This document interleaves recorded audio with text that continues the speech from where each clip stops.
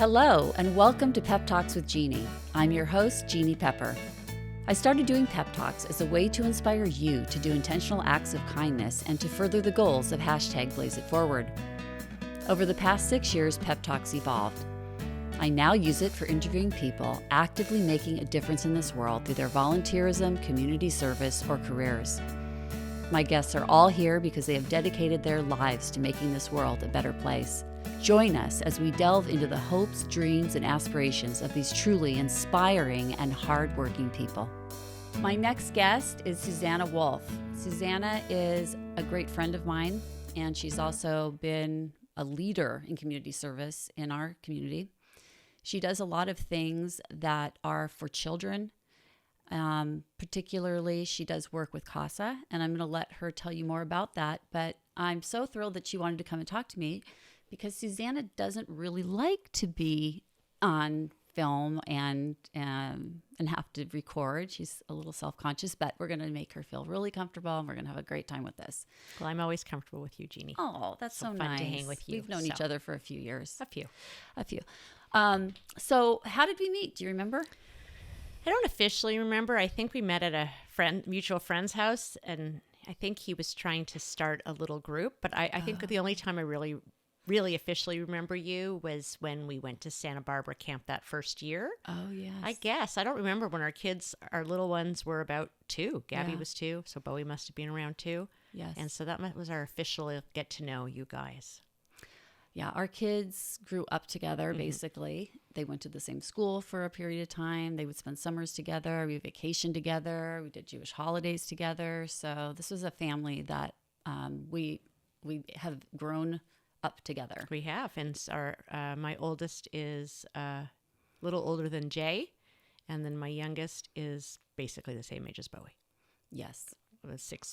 4 weeks apart, something like that. Yeah. And another thing that we have in common, which we're going to try to talk about today, is that we both have children that came out as LGBTQ. That is true.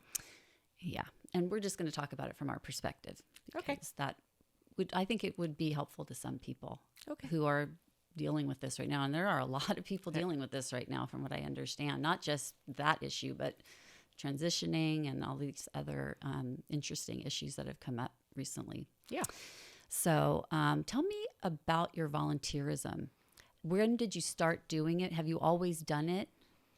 When I was younger, like a kid, I volunteered for people with disabilities. That was just my thing. I always worked with kids with disabilities and adults maybe. And then I got a couple summer jobs, and I worked with kids with disabilities at like a summer camp. And then one year, I think I worked for the MS Society. So I always, even though I got paid for some of those summer jobs, I always worked with people with disabilities. And then I became an OT. And then Can you explain what that is? So an occupational therapist helps people become more independent in the things they need to do every day. So my first job was with people who've had spinal cord injuries. So most of the people I worked with were young-ish adults, mostly men. And most of them got into accidents from doing something. Yeah. And you saw that diving in pools, skiing, car accidents, sometimes mostly maybe some drinking involved. But so I helped them become more independent. So they, depends on the level of their injury, weren't able to brush their teeth when they first came in, or sit up in bed or roll over and get dressed. And so that's get in their wheelchair. Yeah. That's what an occupational therapist does. So now then I worked with kids. And so a kid's occupation is anything that they need to do. So playing and sitting and going to school and writing and all that kind of stuff. And you were educated in California, weren't you? No. I went to school at the University of Toronto for occupational therapy. Why? Because I'm from Canada. And that's where I went.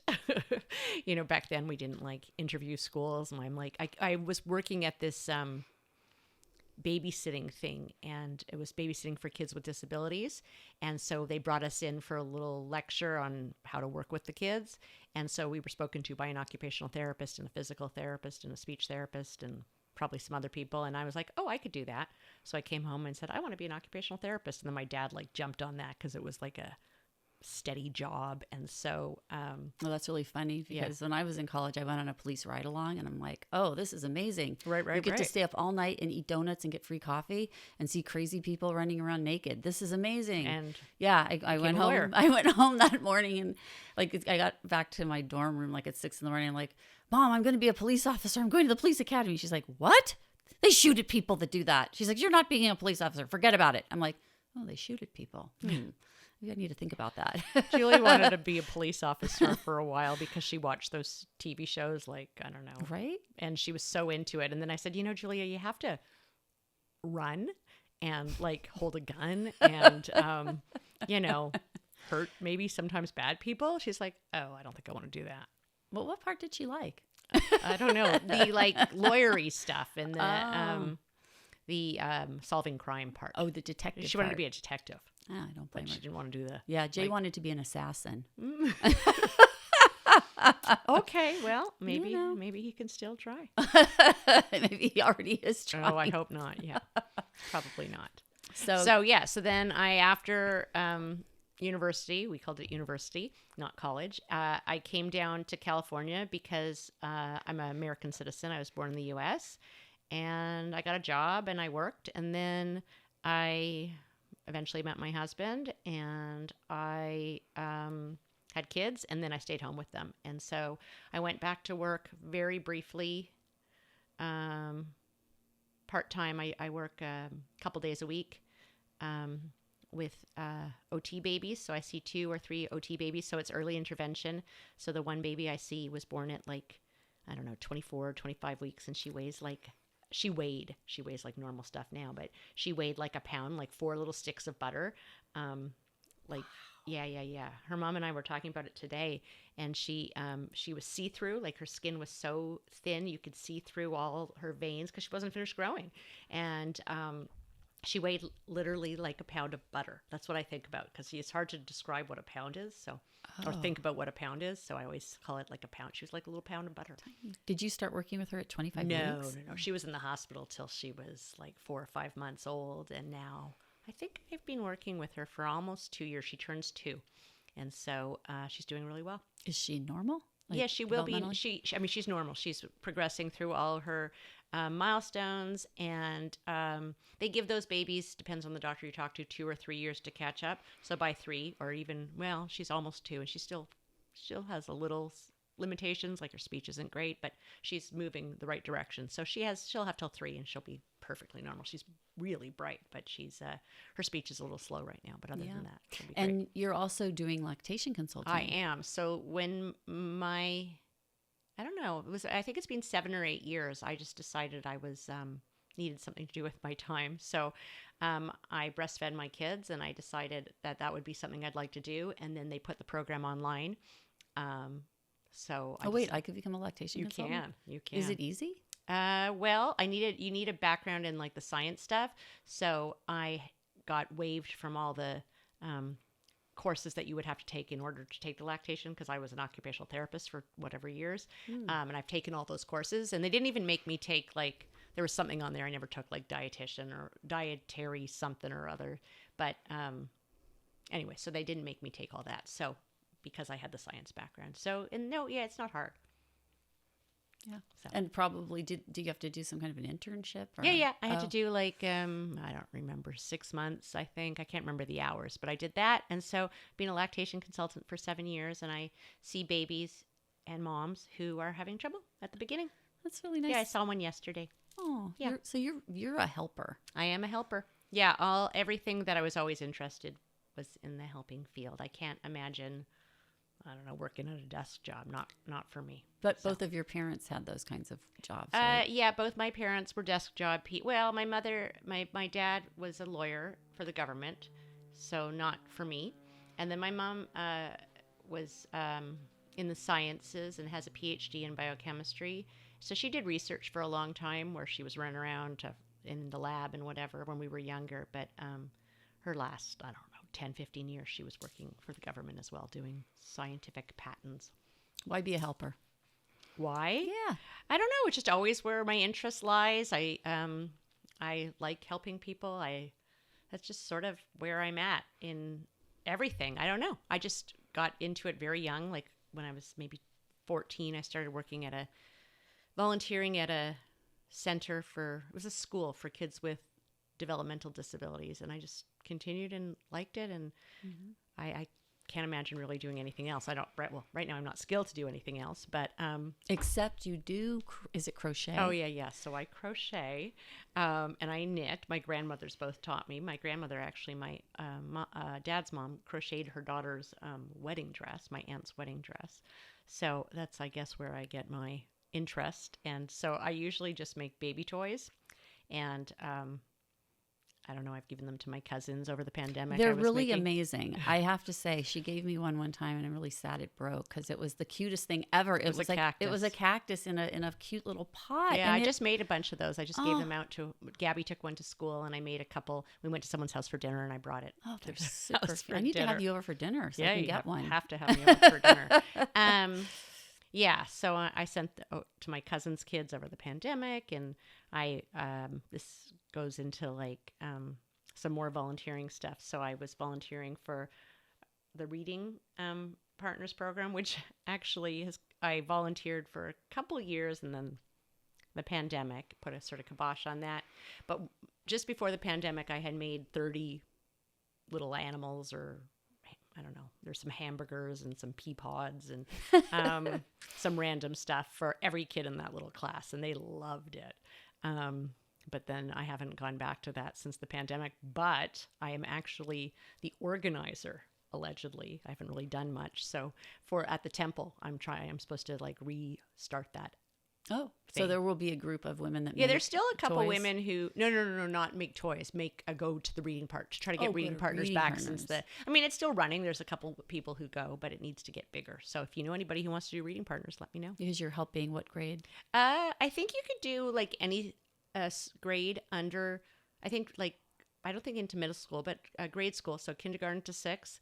And you go into the underprivileged schools that don't have a lot of volunteers, and a lot of the volunteers don't speak English. So you go in and just help the classroom. I was taking little groups and reading with them, and taking some of the higher kids to read with them, or some of the lower kids that needed some individual attention. Mm-hmm. And so I really liked the class. I don't even remember what the class was, the school was, but it was super cute, and the kids loved me because I was fun, and I just did fun stuff with them. And whatever the teacher told me, but I was fun.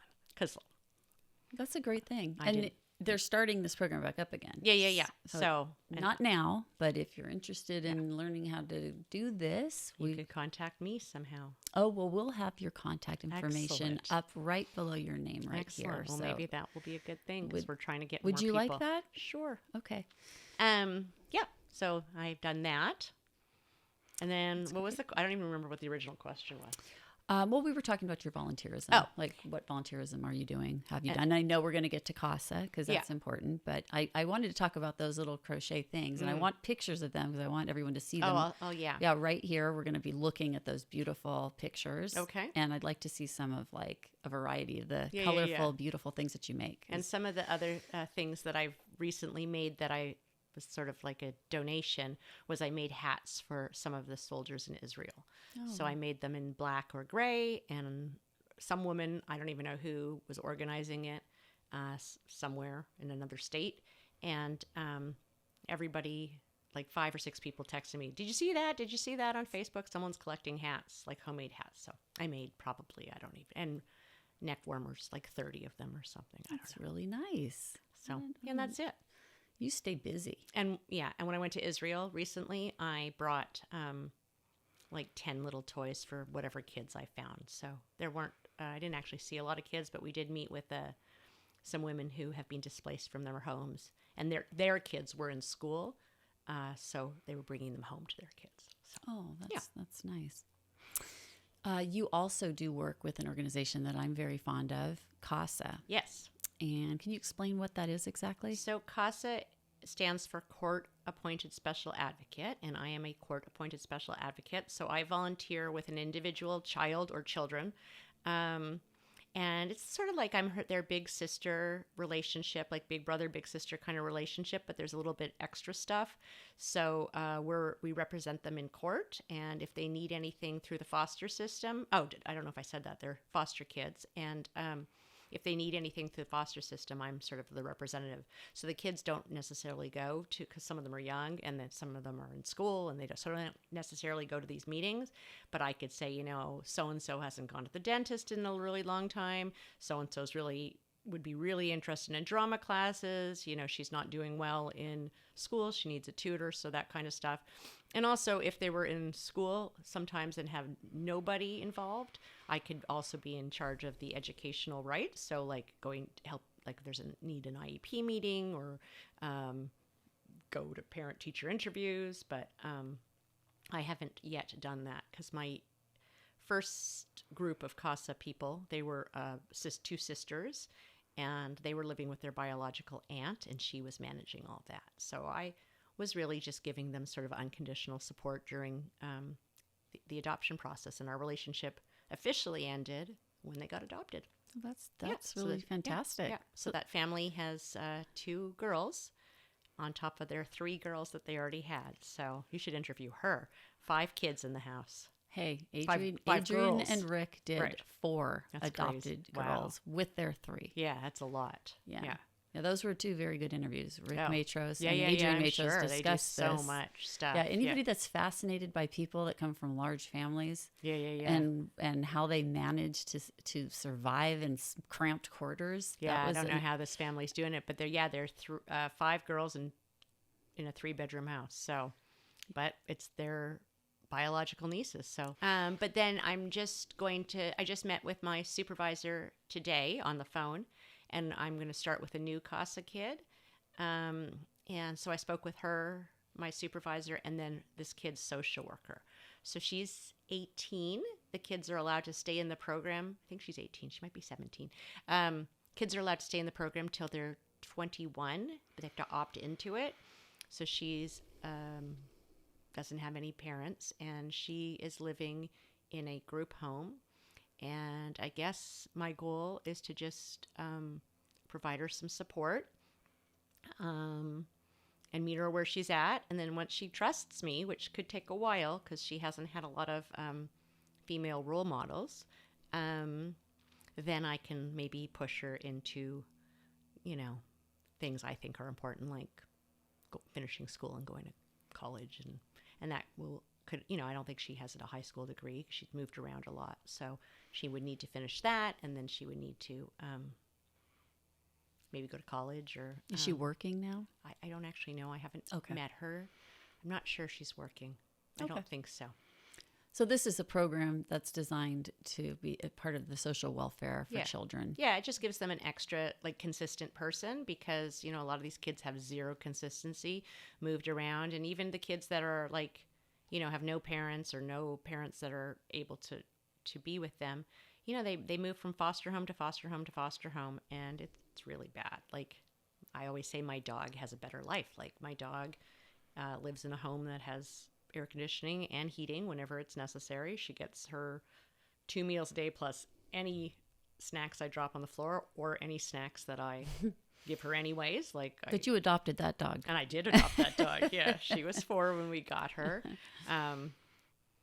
And so, and then, she gets all kinds of activity twice a day. And, a lot of these kids get nothing. So it's really, really, really terrible, some of these stories. Yeah. Do you plan on doing this indefinitely? So far so good. I've had a little bit of a break between these 2 kids, so I'm ready to the 2 sisters and then this new one. So I'm ready to get going. Both my kids, my own biological kids, are in college, and so since I was a stay-at-home mom, I'm work OT babies. I see 2 or 3 hours a week, depends on the week. And then the lactation babies just when I get phone calls. So sometimes 2 a week, sometimes 5 a week.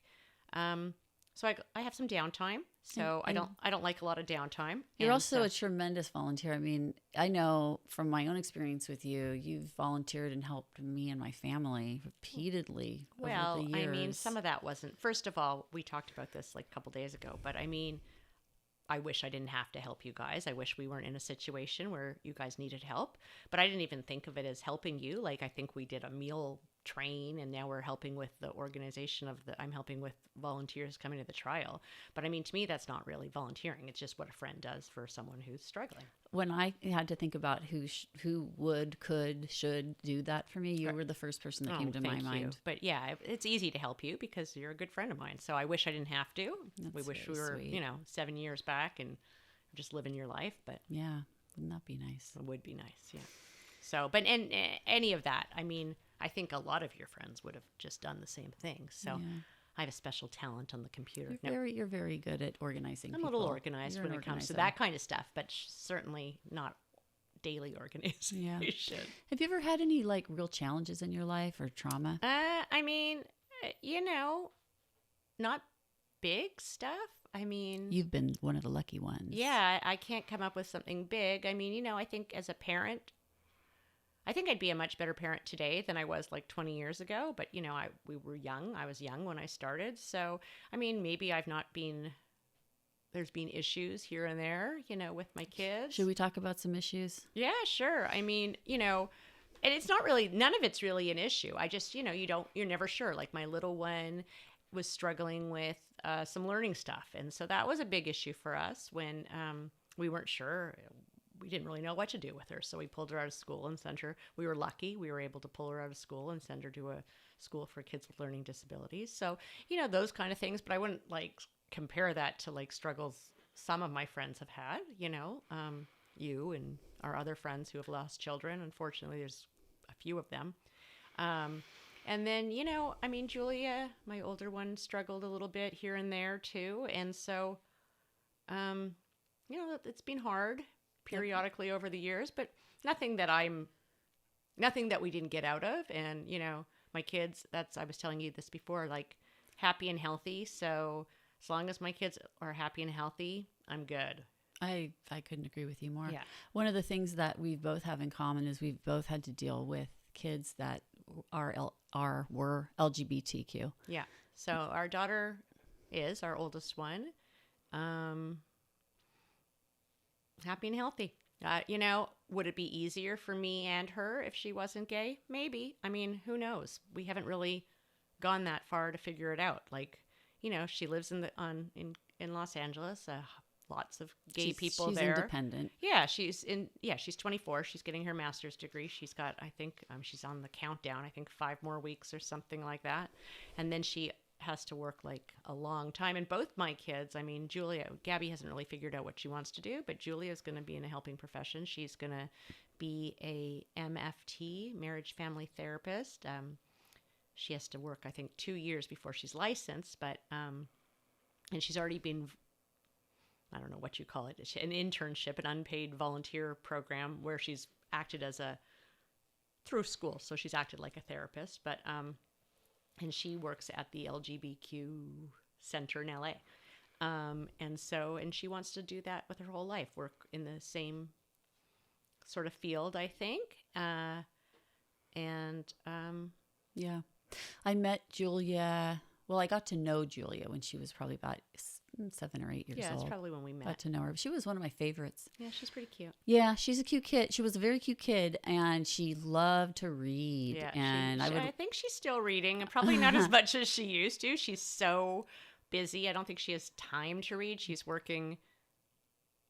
She goes to school. I guess it's sort of part-time-ish. She wouldn't say that, but it's like 2 days a week, 3 days a week. It changes each semester.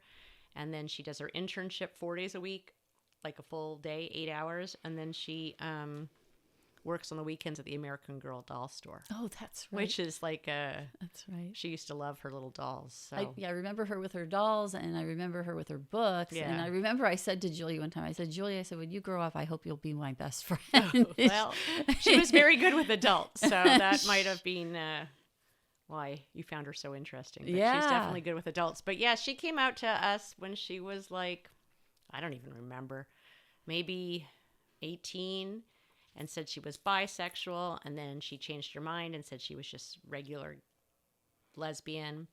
I think she told us on Mother's Day, like we were going for a hike. And my response was like, plus I already knew, but my response was like, am I going to get any grandkids out of this? And she said, yep. So I said, okay, that's it. Happy, healthy. Yeah, as long as she's with a person that is nice to her and a person that cares about her and treats her well, and she's happy. That's all we. That's Yeah. I mean, How that's did all that? I really care How about. did it affect your dream of your future life with her? Didn't really. I mean, I want grandkids, so as long as she wants to have kids, so I mean, I don't think it's really affected much. I mean, maybe if you had asked me the day before she was born what I would want, I probably wouldn't have come up with that on my own. But she's a person, I mean, that I love and I like too, and I enjoy being with her, and I will continue to enjoy being with her, and hopefully she is gonna be with someone long term that treats her right. And Yes. yeah, Yes. I mean, would it be harder for her if she was living in maybe another state? Probably. But here, I don't really think it's that big of a deal in my mind. And as long as she's happy and healthy, that's all I mean, that's what we all want for our kids, right? I mean, if you drill it down to anybody, that's what they want. So, I mean. It's interesting that that's kind of how you are cope with it. Not it's like a problem that you need to cope with, but you're not making an issue out of it. It's not. You've never made an issue out of it, and you don't have to explain yourself to anybody. No, it's not an issue, know. And it's not an issue for both me and my husband. It wasn't an issue for our family either. Yeah. I mean, I don't know if you ever suspected it about her before she came out. Maybe you did, maybe you didn't. I don't know. It's irrelevant, but I kind of suspected it a little bit, but I couldn't really say for sure, and I didn't even want to think about it because I thought, this kid has enough issues. He doesn't need to be bullied for this also, and he was being bullied around the time we found out. And he'll tell you when he's ready. And he'll tell us when he's ready, and eventually something happened, which was him applying to a program at UPenn, and in this application he mentioned that he wanted to learn more about LGBTQ activities. And Gideon thought maybe it was a mistake. He's like, do you think that he should send this in? Because it was an application not just for activities, but to be in the writing program, I believe. It was like the application for that, and they wanted to know what activities he would be interested in. And we were a little concerned, I think, because we didn't know if he would be discriminated against. Oh, yeah. We did not know or understand anything about how this worked. We hope that there wouldn't be discrimination, but as we've seen, there is all kinds of discrimination, and you anything guys have been the biggest part of it. Anything that stigmatizes you can affect your opportunities in this world, which is a sad fact. Well, I think Julia, we didn't help her with her application to grad school. She just did it on her own, and I think she talked about her LGBTQ-ness. I don't know if that's the right way to put it. I'm sure I'll get corrected at some point. LGBTQAI plus. TIA plus. Yeah.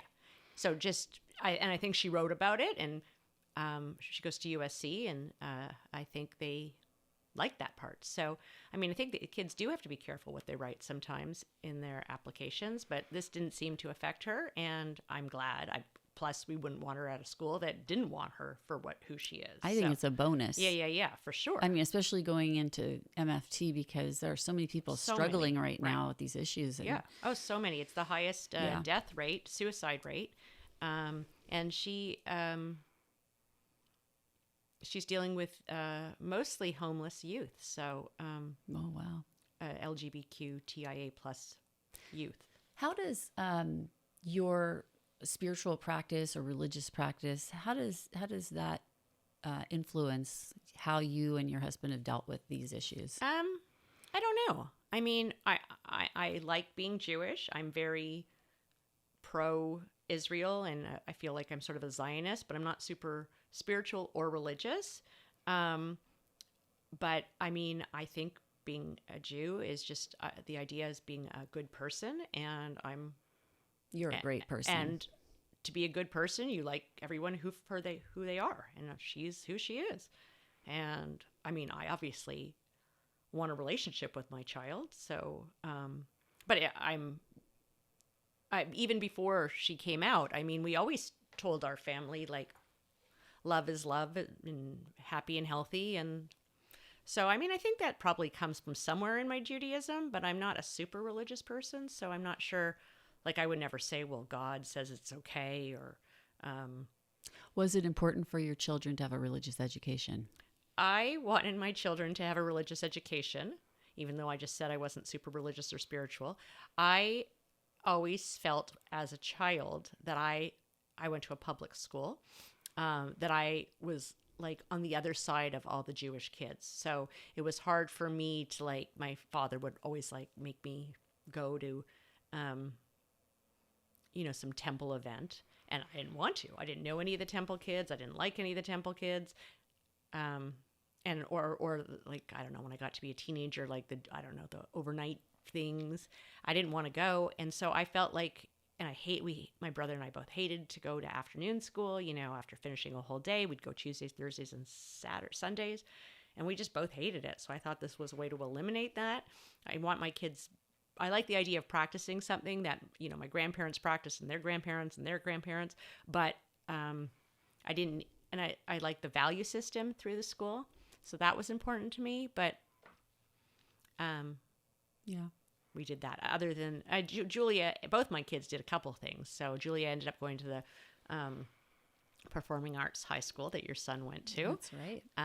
She was a couple years behind Blaze. And then my younger one went to the school for kids with learning disabilities. So between the two of them, they were at Tarboot for the entire K through 12. So Julia and Gabby both did kindergarten, and then Julia stayed kindergarten to 6th, and Gabby came back in 6th to 12th. So, yeah. Do they ever talk to you about what they would practice as adults? Do they care?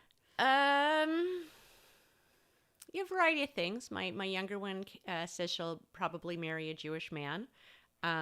She had this cute little not Jewish boyfriend. We really liked him. He was very nice to her. And he was very sweet, but she found it, even at that age, sort of difficult to process having the Jewish stuff and then explaining stuff to him. So from that relationship, she's like, I only want to marry Jewish. And Julia, I think, would be happy. She likes the rituals, and she's also very into sort of like being involved with her family, and so remembering what her grandmother used to do.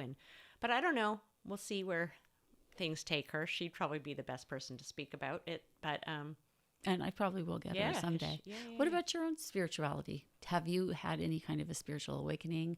You believe in God? What do you think happens in the afterlife? I don't know. I don't really think about it too much. I don't think much happens in the afterlife. I'm not that spiritual. I'm actually going to something tomorrow that is totally... Well, I just went to Israel with a modern Orthodox group, which is way out of my comfort zone. But that's who was going to Israel, so I decided to go. And I liked it. So I'm certainly not making me more religious, but the women were very thoughtful and very, very spiritual. And these were both women, I think, the ones that were in charge. Did not grow up religious and became religious on their own with their husbands. I think. I could be wrong about one of them, but it was interesting. But it's not for me for the most part, but I do like the rituals, and I loved going to Israel and helping. That's awesome. Yeah, it was an awesome trip. I mean, sure. Awesome and sad and meaningful and difficult. Yeah, but I think it's interesting because a lot of the people that I've had on the show that are big helpers, people that like to do for others, they are very spiritual people. But, you don't have to be spiritual to be a helper. Yeah. No, I guess. I never really thought about that. I mean, I guess I help because I don't only help because it makes me feel good about myself, but I don't know. It doesn't bring me closer to God or anything, but I just think it's sort of like what I do. And it's, I feel that way too. I can't imagine and plus I like to be busy, and that's what interests me. I'm not going to go be busy and, I don't know. I can't even come up with something like that I wouldn't want to do. Pickleball? Well, I am actually taking pickleball lessons, or work at Nordstrom's. I wouldn't do that, or work at a bookstore. I like books. I like to read, but that doesn't interest me in my free time, right? So I don't know. I enjoy being with people, learning from people. We hike together. Yeah, we do hike. Yeah, I'll do that. You like the outdoors. I do. I mean, I have a lot of interests and a lot of hobbies, but when it comes to spending my time, I want to do stuff. I don't want to be in a board. I mean, there's nothing wrong with being on a board. I feel that way too. I don't want to just sit around and talk about whatever. I mean, I do that thing with Wendy with the spending of the foundation's money. So do I. Yeah. But that, is sort of a short-term project. You do it, you read it at home, and then you make your decisions, and then there's that one meeting. So and what she's talking about is we are both on the committee for the Jewish Community Foundation of Orange County that does the grant distributions. Yeah. So we're part of a group of women and men. Yeah. Women and men. Just women. Yeah. Who decide how much, and what it's going to be used for. So I enjoyed that, but I can't imagine sitting on a board or leading I know you had Heather Klein, and she did a marvelous job as the head of the federation. That wouldn't be for me. I feel like I'm not, she's certainly helping, but I want to do direct client helping or person helping, not just background helping. Not that there's anything wrong with it. That's just not me. Yeah. Plus I can't run a meeting, and I get distracted, and I like to be moving. I hear you. Yeah. I'm not like a person that wants to punch holes in paper all day, which some people did when my kids were in school. And I was like, no, I'd rather do what I do best, which is make a mess. Right. Although that could be messy. But I like to actually get in there and be with the kids and do fun stuff. Some people would just volunteer to staple all day. Yeah. I can't do that. No, I can't do that. And at one point I was helping in the school, like no matter wherever school my kid was at, like I was the class mom and whatever. And then I started volunteering on some committees. And then I said, I'm only volunteering when it directly is my kids are involved. It just wasn't my thing. I had that evolution also when I started the first and only Jewish Moms Club of Orange County about 20 years ago. I know, and I didn't know about that. Oh, then. you didn't? No. Oh, Tanya was involved. Oh, was she? Yeah. Oh, that doesn't surprise me. But I started this club, and University Synagogue was nice enough to let us use their facilities, and they funded some of the things that we did, and we had people from all different. Yeah. I'm surprised I never found out about that. But we were living in South County at the time, so maybe. Oh, I mean, you were too. I was but also. Our temple was in South County, so there I didn't. weren't a lot of Aliso Viejo people in this group, but we did have a lot of people, and a lot of people that I still see in this community. Their kids are all grown up now. Yeah, it's funny. Yeah. Yeah, but I learned from that experience that I would much rather be somebody that helps than organizes. Yeah. Because as the organizer, I was the only one who couldn't say, I'm sick, I'm sorry, I won't be there. Right. I was like, well, my life is too chaotic to be the person who cannot call in and say, I'm sick, I won't be there. Right. Because, when you take on these leadership positions like Heather Klein, I mean, unbelievable. If she doesn't call in and say, even if she is sick, she never would call in when 50 people are waiting for her at a committee meeting that she's asked to be there to help her. She shows up even if she has a fever. I mean, that's just what we do. Yeah, and that wasn't my skill set, and I know that it's not my skill set. My whole career I've sat on the floor with babies and wore sweatpants. I'm not a businesswoman, so to lead meetings. But you're also very glamorous because I have seen you very glamorous. I could be glamorous, but I'm mostly sitting on the floor. Yeah, and I'm happy doing that too. Yeah. So we've got a volunteer who volunteers for CASA, who has worked with disabled people, babies, mothers who are lactating. That's not volunteering. I'm actually getting paid. Yeah, it's a paid job. Yeah. But it's helping people. It is helping people. You're choosing to help. But eventually, maybe I'd like to somehow give those services away, like helping underprivileged families or working at a center or something, a WIC center, and then volunteering my time. But I haven't really found anything that really works. And I don't speak Spanish. I don't do that well either. Yeah. So that is probably not that helpful. But I'm sure there's other people that, plus you don't need to talk in Spanish. I could show most of it, but we'll see one of these days. Do you have any heroes? Heroes? I guess the one person I always go to as my hero, I think she's like the most amazing person. I mean, I have a lot of people who I find amazing like you, but my friend Judy, you've heard of my friend Judy? Yes. So I had a friend who had a stroke when she was 19 years old, and she's now my age, so whatever that is, old. I think this story always kind of made an impression on me because you have and you're going to tell everybody about this, but the fact that you are still involved, you should never gave up on this woman. You should interview her.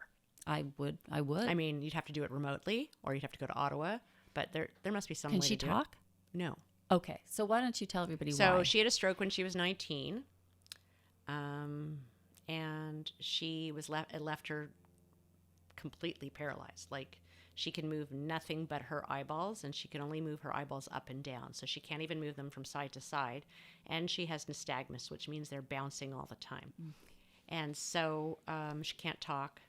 She was eating at one point, but she gave that up. Gosh, it must have been about 10, 15 years ago, because she was getting pneumonias. And so she was aspirating. So fluid was getting in her lungs. And she was barely, like, she could open her mouth like a teeny bit, and they would put it in, and it would initiate a swallow reflex. And she somehow ate. But now she doesn't. She has a tube. But her brain function works fine. She is brilliant and was brilliant. She was she was younger than Gabby. So she just finished her first year at Cornell. She stayed for the summer to take a statistics class, and she had a test that day, and she had a massive, she had I don't know if it was mini or medium stroke, and then her roommate got her to the hospital, and then she had a massive stroke in the hospital. And we weren't really friends when she had her stroke. 34 years ago. But she was very good friends with one of my friends, Lisa. And we were family friends. Like, so Lisa's parents were my parents' friends, and Judy's parents were Lisa's parents' friends. So in the Jewish community, they all knew each other. And which is not unusual. No, not unusual. I mean, even didn't your husband and your grandfather be in the same fraternity in Canada? Yeah. That's kind of weird. Yeah, it's totally weird. I want you to tell everybody that story, because It's a I random don't story. believe in coincidences, and I think that when these things happen, this is a really strange coincidence. All right, well, I'll tell you I think that they're messages from the woohoo land. The woohoo land. Well, I'll tell 2 woohoo stories. So anyway, Judy has just been, like, her brain function works fine. She spells out every word she wants to say with a whole eyeball system, where she needs a partner. She's never been able to access a computer, even with all these advancements, because her eyes shake, so they've never been able to do that. Anyway, she's written a book. She writes to all her friends. Both of her parents have died. Of all people whose parents have died young or younger, both of her parents her dad recently passed. Her mom died 10 years ago, but her brother, she has a very fantastic relationship with his kids. He lives far. He lives in California, and she lives in Ottawa. But she has a good relationship with her nieces. Her nurses love her. She has round-the-clock care that Canada pays for partially, and then her grandfather pays. Well, they had some money, so her grandfather's and her parents, left her a fund of some sort. And she's just amazing. She was taking classes online. She taught herself Hebrew with, like, a partner. She understands Hebrew. Yeah, she'll spell it out the same way she spells out English. Wow. Yeah, and then she knew French growing up, like I knew French. Like, we went to French immersion school, not the same one, so she has nurses that speak French, and she spells all her stuff in French. So she's fluent in French still, and I am not anywhere near being close to fluent anymore. And she has, I don't know if she would still say this, but she used to say that she is not happy with what happened to her. She's not happy that she had a stroke, but she likes what she's been doing with her life. Wow. And if she can be happy, then I feel like she lives with poise and grace and strength every day. It is amazing. She's an amazing person. You should totally interview her. It would be a little complicated, but I'm sure you guys could figure out. Maybe you can answer questions, and they can videotape her. If you go there and you want to set that up, we can make that happen. I can ask her. She's amazing. So, but the coincidence story you're telling is... Yes. Tell us about it. Is that my husband and I met randomly here, like through a... How randomly? Well, I moved to L.A., so I was living in L.A., and I was living in Brentwood, and he was living a couple miles south. And we went to the same gym, and somebody I knew also went to that gym and said, "Oh, I know this guy, and here he is," or something. It wasn't like a full-on setup, but that's how we met. And our fathers ended up both growing up in Montreal, and they knew each other they were in the same fraternity at the same time. So in the picture, the fraternity picture, there's a picture of my dad and Howard standing beside each other. And then what's even wackier is that his grandmother didn't actually remember anything, but his aunt remembered both sets of my grandparents and knew stories that we didn't even know about our grandparents. So, wow. Yeah. So she said, "Oh, and who's your grandmother?" So I said, "Oh, her name was Esther Pomerlein, a sort of strange last name." And she goes, "I remember Esther. She was one of 10 girls, and there was one boy." I'm like, "Yep." And then she knew what the boy did for a job. He was an accountant. And then she's like, "What about your other grandparents?" And they also had a unique married name, so I shared that. And she's like, "Oh, I remember Edith and Harry. We used to live below them when we were living on whatever street." And she said, "Oh, Edith has 3 brothers." And I said, "Oh, okay." She's like, "Ben." I'm like, "Yeah, I remember Uncle Ben. He died when I was like, I don't know, 7. And she said, "Oh, and Gus." I'm like, "Oh, of course I remember Gus. He died like, I don't know, whatever, when I was 20. And he's the one, remember sometimes I wear that jewelry that he made?" Yes. So anyway, and then she says, "In Israel." I said, "Nah, no Israel." So I tell my mother the story. She said, "Yeah, she's got it all right, but there was no Israel." And then she tells my grandmother the story. She was still alive and still completely with it. And she was probably 90 at the time. Oh, no, she's probably a little younger, 85 maybe. And she says, "Yeah, there was an Israel. Apparently, he had a stroke at like 20, just like Judy, and they put him in a home." And my grandmother would not talk about it. She said the only thing that she said to my mother was that that her mother, so my mother's grandmother, went to visit him every day in this home. And he didn't live long. He died young. So we found out something that we would never have found out from Stuart's aunt. That is so weird. Isn't that crazy? Yeah, we had a weird story like that too in my family, which was our grandfathers worked together. Oh, you and Gideon's grandfathers? Yes, Oh, they that's worked cute. together on the East Coast. Oh, wow. 75 years or 50 years before we got married. Wow, that's crazy too. They double dated. It was Oh, really? Yes. Our dads were born within a year of each other. Actually, 9 months of each other. That's weird. So you could have almost not, I don't know, I can't even come up with what that would have been.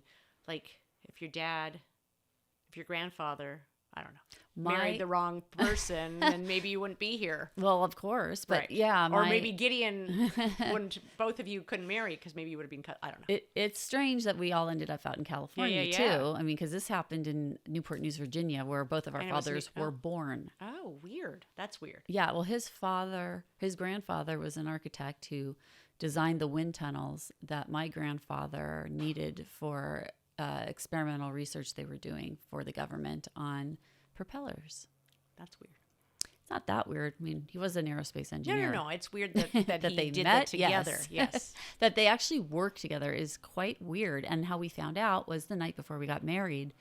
My grandfather was still alive. His grandmother was still alive. And they recognized each other. Oh, wow. Yeah.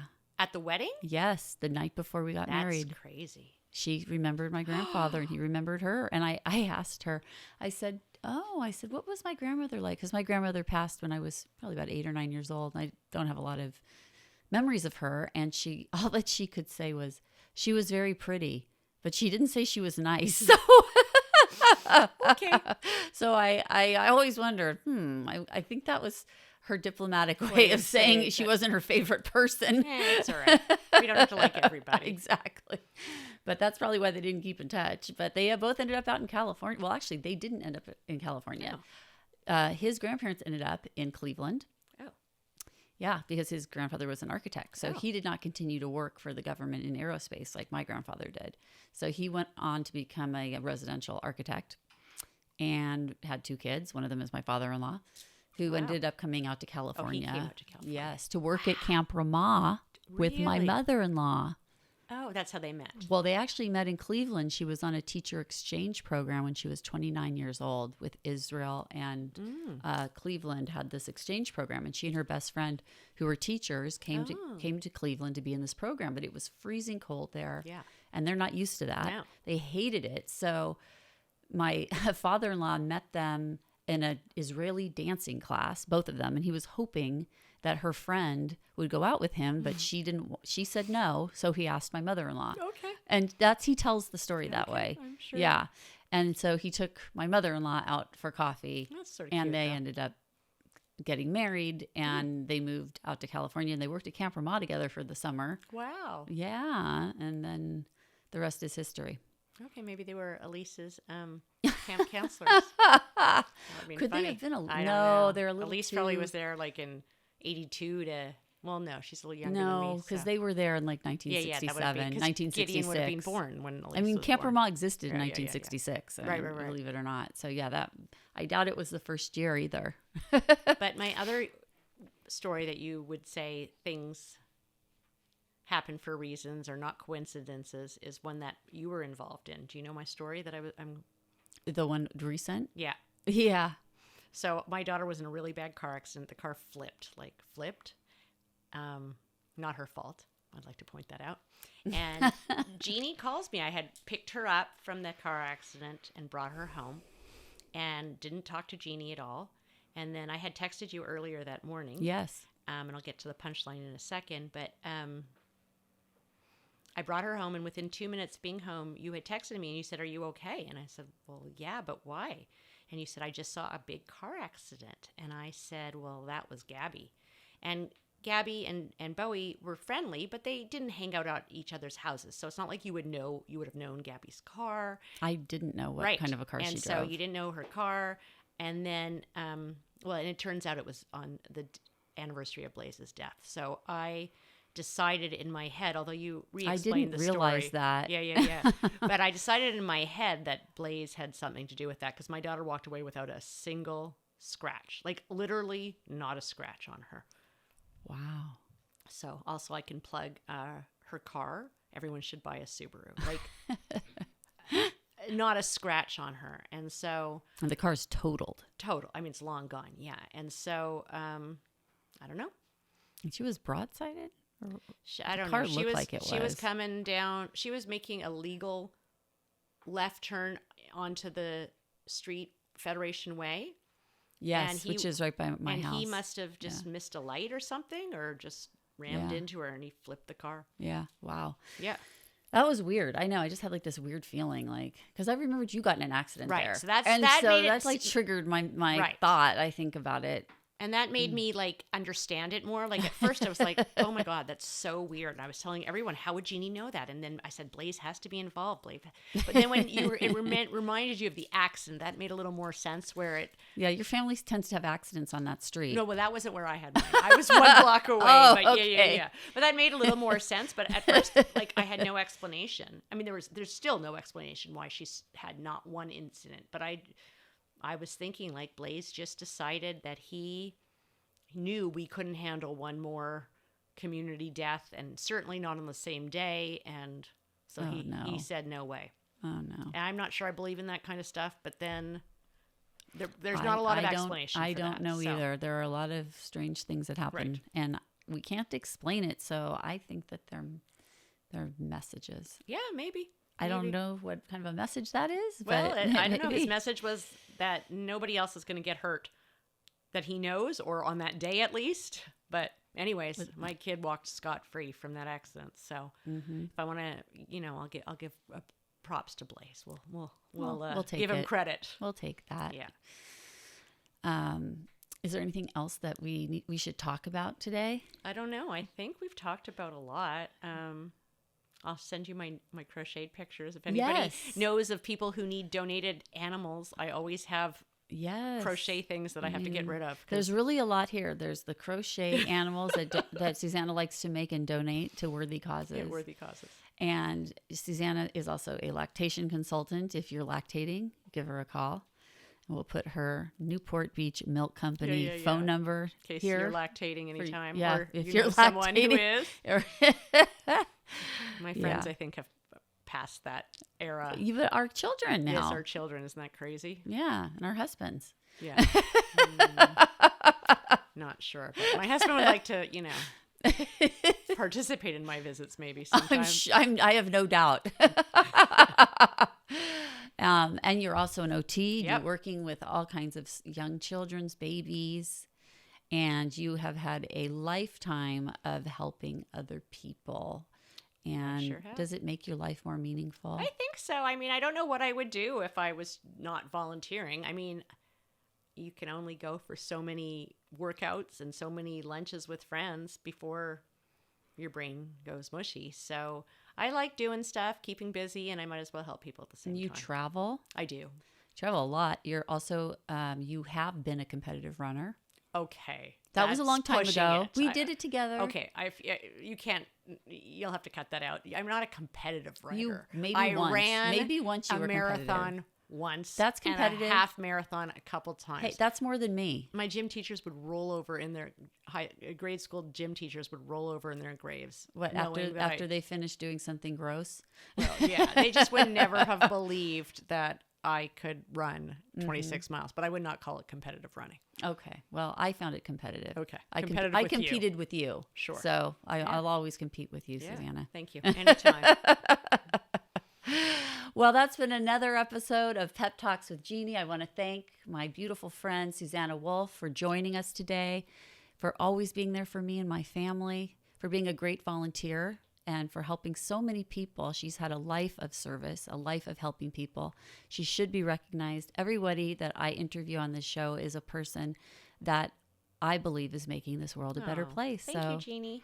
I think you're making this world a better place, too. You know, what else am I going to do? Go out and have lunches all day? Right, that's what my I brain say. will turn to mush. That could be the quote. Yeah, Brain will turn totally. to mush. Totally. Well, thank you, Jeannie, for having me. It was a lot of fun and super interesting, and I'm looking forward to seeing what you put together. And if anybody wants to make a donation to CASA, I'm sure they could always use some money. There's all these foster kids who need us to help them. So, and what about volunteering to be an yeah. advocate? There's always, if you ever want to talk about what volunteering entails, I can tell you that too, and tell you who to call. Because they're desperate for volunteers, women and men, and especially men, I think. So they're desperate. There's I'm not sure the number, but 300 kids on the wait list in Orange County. I could be making that up. It might be more, it might be less, but it's a ton. Wow, that is a lot. Yeah. So we're going to put up the CASA contact information. And if you're okay with it, we'll put some contact information. Sure. If anybody wants to learn from you the nuts and Sure. bolts of what this is really like to do. It's I know that we had one of the people that followed us from the very beginning with the hashtag Blaze It Forward Facebook pages local to our community, Elisa Abacassis, and she ended up becoming an advocate because of Blaze It Forward. Oh, yeah, and she's very active. Very active CASA, in it. and she's has that party that she raised all kinds of money for this year, and CASA actually put out a little thing on their Instagram or Facebook page that said, she's super generous too with her time and her money. Yeah. So I would love it if more people that are involved with Pep Talks and Blaze It Forward would get involved with CASA. And they have CASA everywhere. Everywhere. I think It's everywhere. Everywhere. Certainly all over California. They have them everywhere. They're a national, I believe, organization, and they help children everywhere. So if you're listening to this and it's something of interest, it's a very worthwhile organization. Yeah, very worthwhile. So thank you, Susanna. Hashtag Blaze It Forward is a campaign my family started to repair the world with kindness in honor of our son Blaze, who was murdered in 2018. You can learn more about Blaze and how you can make a difference on our website, www.blazebernstein.org, or on my new website, PeppTalksWithJeannie.com, or on our Facebook group. Hashtag Blaze It Forward. Special thank yous to all the volunteers who have helped me with my philanthropic endeavors. And today, that is a thank you to my producer, Eli Moskowitz, and a special shout out to my son, Jay Bernstein, who created the original music that you heard at the beginning and you'll be hearing in just a moment. And that is another edition of Pep Talks with Jeannie. I'm your host, Jeannie Pepper. We'll see you again next time.